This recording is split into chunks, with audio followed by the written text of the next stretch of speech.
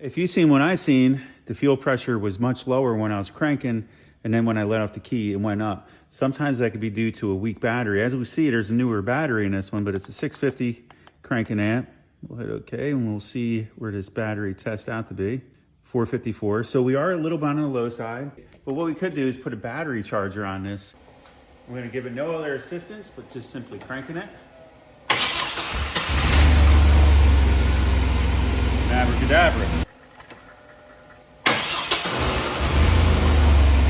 Almost every time. Now this could also be due to a bad ground, so we want to go over and verify everything, but as you can see, our fuel pressure is much better. So mind you, this all took place the other day.